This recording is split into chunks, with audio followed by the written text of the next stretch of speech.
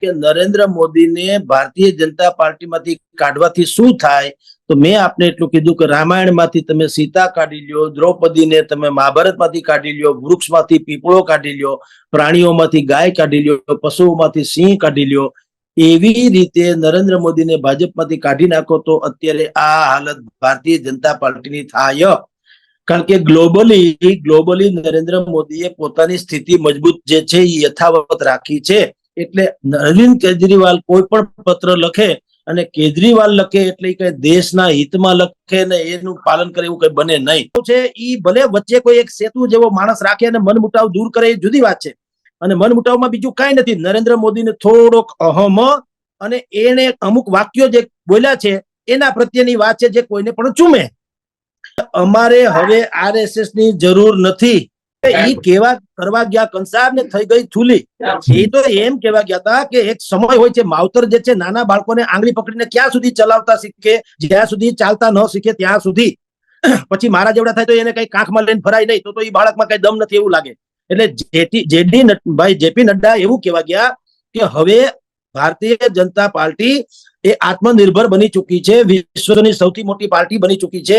એક સમયે આરએસએસ અમારી આંગળી પકડીને અમને હાલતા શીખવાડતું હતું, હવે કમસે કમ અમે મેચ્યોર થઈ ગયા છે. કેવું તું એવું પણ ઇન્દ્રાસન માગવાને બદલે નિંદ્રાસન મગાઈ જાય અને કુંભકર્ણે 6 મહિના સુઈ રહેવું પડે એના જેવી હાલત થઈ. એને એમ કીધું કે અમારે હવે આરએસએસ ની જરૂર નથી, પરંતુ આ વાતને જે સેન્સમાં કેવી જોઈએ એને બદલે વિપક્ષની સેન્સમાં ઉપાડી. એટલે અરવિંદ કેજરીવાલે પણ લખ્યું કે દીકરો એવડો મોટો થઈ ગયો કે માવતરની સામે આંખ મીંડો કાઢવા. આ જ વાક્યને ટાંકીને એને આ પત્ર લખ્યો, એમાં પણ આનો ઉલ્લેખ કર્યો છે. પણ અરવિંદ કેજરીવાલને કહો કે ભાઈ વેદ પહેલા તમે પોતાનો ઈલાજ કરો. તમારી એક સમયે એવી વાણી હતી, લોકો માનતા હતા કે તમે રાજનીતિના શુદ્ધિકરણ માટે આવ્યા છો અન્ના હજારેની પાઇપલાઇન માંથી, પણ તમે ગંગા તરીકે અવતર્યા અને ગંગાની ગંદકી જે છે એને તમે આવરી લીધી. તમે ગંગાને પવિત્ર માન્ય, ગંગાની ગંદકીને પવિત્ર મનાય નહીં. કેજરીવાલે સિદ્ધાંતો સાથે એટલા બધા સમજોતા કર્યા છે, ગણાય નહીં, વીણાય નહીં.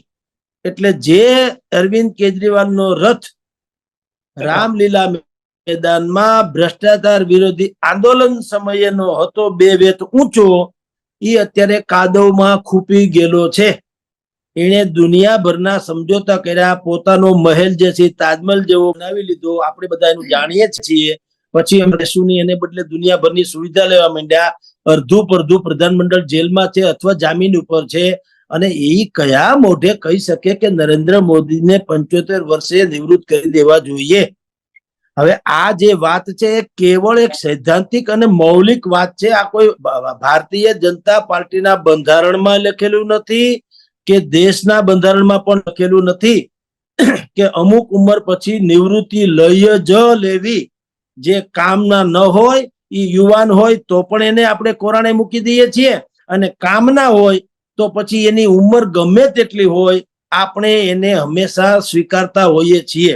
એટલે ઘર કુટુંબમાં પણ એવું ચાલતું હોય, સમાજમાં એવું ચાલતું હોય, આખા આપણા જિલ્લા તાલુકા રાજ્ય બધી જ જગ્યાએ આવું ચાલતું હોય છે કે જે કામનો માણસ છે. આપણે ગામડામાં એક કહેવત છે કે દૂધાળી ગાય હોય એટલે કે દોવા દેતી હોય જે ગાય, દૂધાળી ગાયની પાટું ભલી, અને આપણી ભાષામાં કહીએ કે માની ગાળ ઘીની નાળ. એટલે કે જે માણસ કામડો છે, જેના નામે બધું ચાલે છે. અત્યારે નરેન્દ્ર મોદીના નામે ભલે થોડાક પથરા ઓછા તર્યા પણ તર્યા ખરા. 400 કે પાર ન થયું પણ 240 કરીને સત્તા તો કાબીજ કરી જ લીધી છે. હવે શું કામ નથી તર્યા, 400 કે પાર શું કામ નથી થયા? એના વિવિધ કારણો છે, ઉંમર નહીં પણ આંતર વિગ્રહ નડ્યો છે. લોકપ્રિયતા તો આજે ચરમસીમાએ છે. અને આપની જાણ ખાતર પહેલી વખત હિન્દુસ્તાનના મતદારોએ જેણે નરેન્દ્ર મોદીના નામે મત નહીં આપીને 240 એનો રથ અટકાવી દીધો છે. એમાંના મોટા ભાગના લોકો બાકાયદા અફસોસ કરે છે. કોઈએ રાજીપો વ્યક્ત કર્યો નથી, કોઈએ એમ નથી કીધું કે આ તો હજી 240 આવ્યા, કદાચ આની સરકાર તૂટી પડી હોત તો હાલત, એવું નહીં. હું જેની વાત કરું છું એ ભારતીય જનતા પાર્ટી અને નરેન્દ્ર મોદીના સમર્થકોની વાત કરું છું, જેને એની કોર કમિટી કે છે અથવા તો કમિટેડ વોટર્સ કે છે.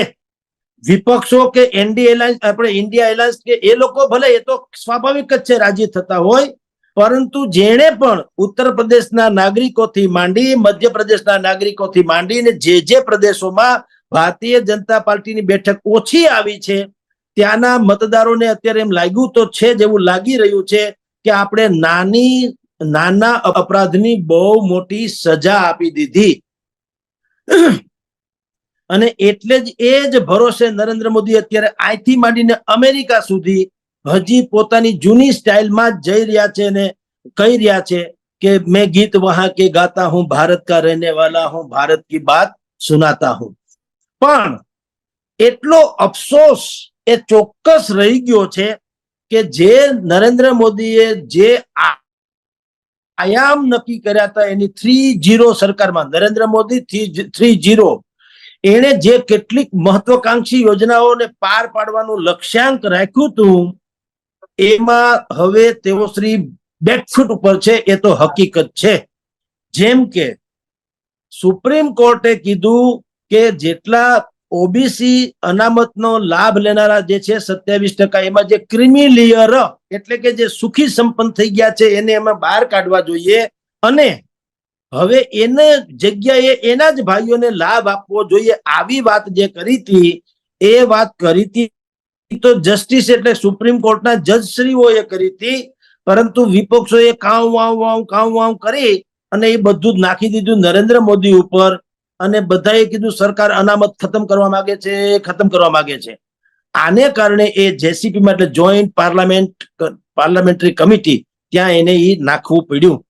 આવી રીતે યુસીસી થી માંડીને અનેકો જે કાયદા કાનૂન કરવા માંગતા હતા નરેન્દ્ર મોદી, એ બધું જ અત્યારે આમ જુઓ તો અભેરાઈ ઉપર છે.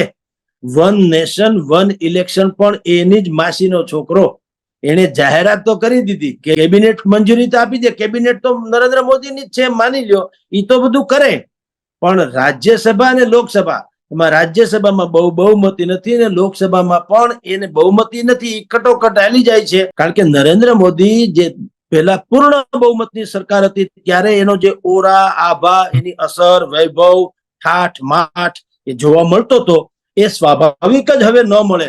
તમારા ને મારા પોતિકા પૈસા હોય અને ઉછીના પૈસા હોય, એ અવસરમાં ફેર પડે.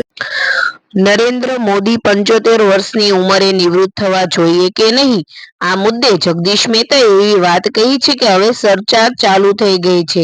સ્વાગત છે તમારું જાગૃત નાગરિક ગુજરાત રાજકારણમાં. જય હિન્દ મિત્રો. જગદીશ મહેતાએ જણાવ્યું કે નરેન્દ્ર મોદીની લોકપ્રિયતા આજે પણ દેશભરમાં ખૂબ જ મજબૂત છે. લોકોમાં તેમનો સ્વીકાર અને સમર્થન હજુ પણ જોવા મળે છે.